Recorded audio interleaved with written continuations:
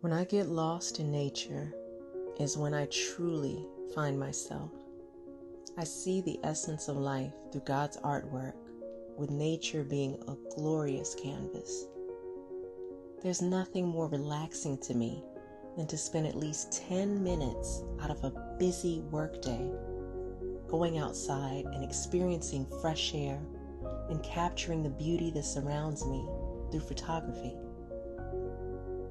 From the clouds appearing like brushstrokes in the sky to the unique glow of the sun rising and setting each day, the changing of seasons, the barren trees of winter make me long for a time when I know there will be a regeneration of life, as in the spring.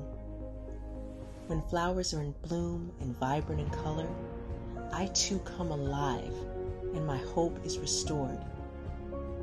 I'm assured when gazing upon wildlife that just like them, I can survive the trials in life. Animals never stress about living. They have the water, the grass, the trees to build nests. All provisions have been made for them to thrive. Photography is my way of holding on to precious moments of every season of life.